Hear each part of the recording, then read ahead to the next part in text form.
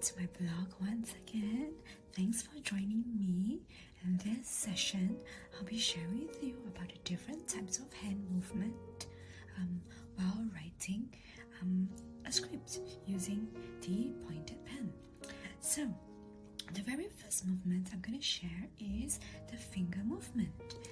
Here, when I'm holding my pen, you can see that this is the maneuver of the pen using the fingers. You can see my thumb and my forefingers maneuvering the pen.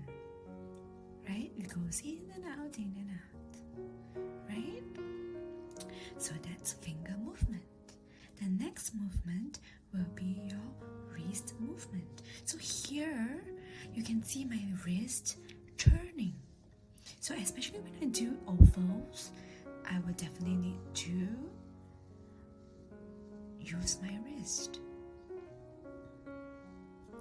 So wrist movement is where I move my wrist and lock my fingers. Now, the third movement will be the forearm movement. For the forearm movement, I will lock in position my arm at the edge of the table.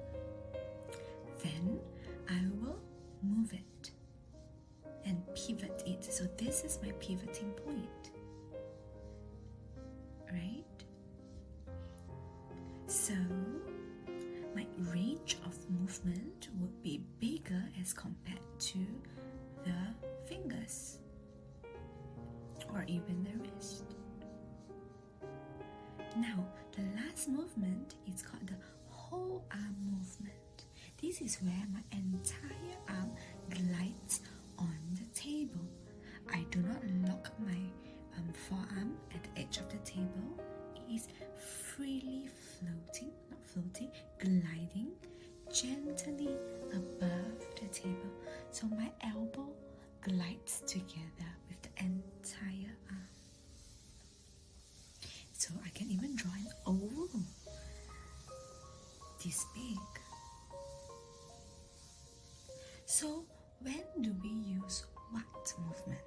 So if you're going to write a letter that is within the X height, it will often be the finger movement or even the wrist movement. Let's try something.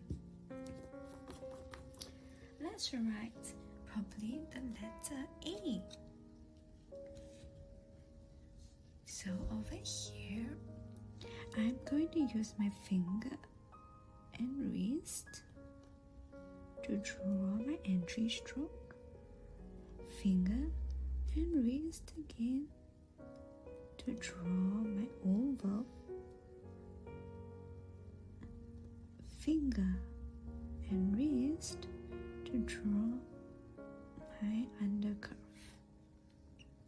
Right? So this is the finger and wrist movement. So let's see. Let's do a simple oval. How far can I go if it's just the finger movement?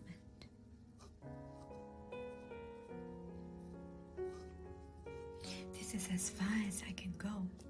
Now, let's see, wrist movement.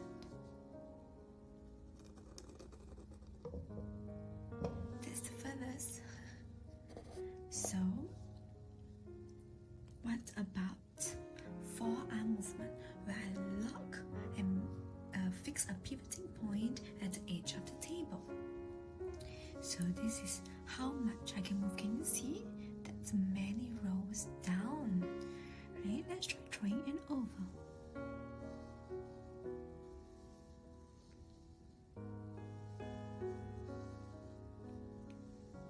I'm locking my wrist, locking my fingers. So this is the range of movement if I use the forearm. Now, what if we use the whole arm? How big can we go? Obviously, I can go the whole page.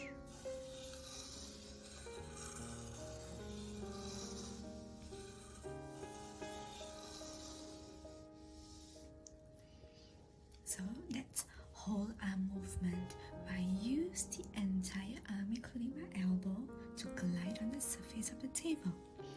Now, when do I use forearm or whole arm movement?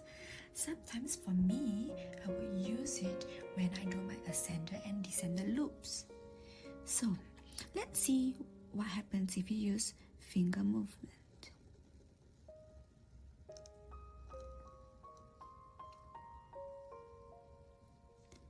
This is the furthest I can go for finger.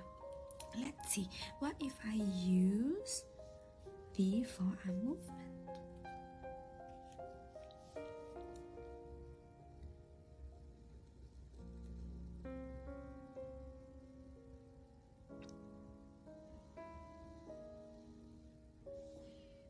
Wow, much longer. Now, what if I use my whole arm movement?